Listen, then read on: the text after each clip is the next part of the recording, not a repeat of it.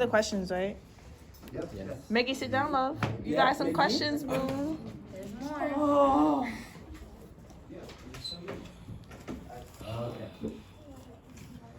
Okay. Miggy. Oh. In what way did you improve your ability to work with a group as a result of this project? I was more open to their ideas and what they also thought, not only what I had to bring to the group. Right. Evan, describe how the content of the team presentation was changed as a result of group discussion. Well, when we were discussing, we put all of our ideas together and we use each other's evidence to like go along with what goes next, so everything could be like. Leslie, how did the group decide to include Keon's conclusions and research into the overall presentation?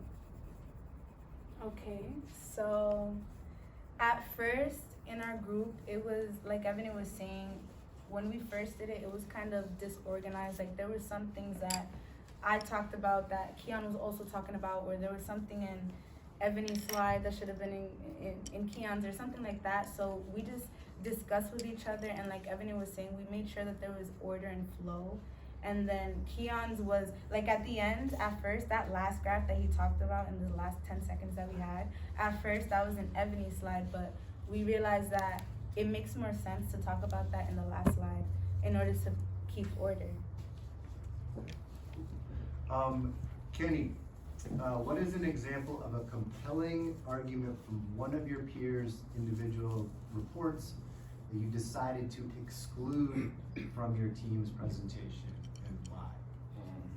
We brought up the idea that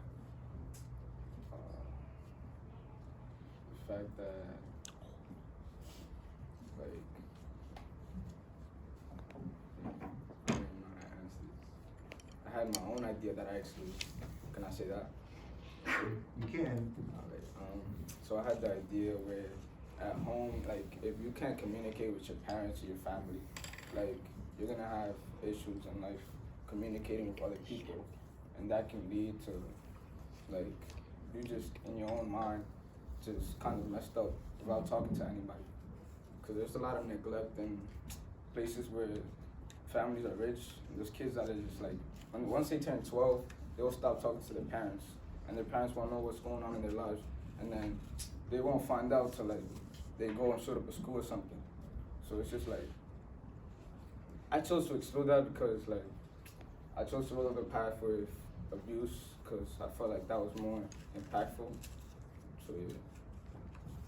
Right, Keon, what was the strongest counter argument to the solution or conclusion your team identified, and why? Got me. Oh.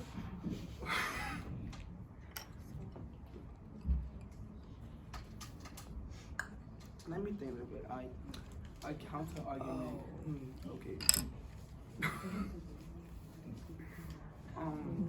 I counter argument to the solution. Don't even talk to him. Like a flaw or something like that. Flaw or some other solution that might have worked?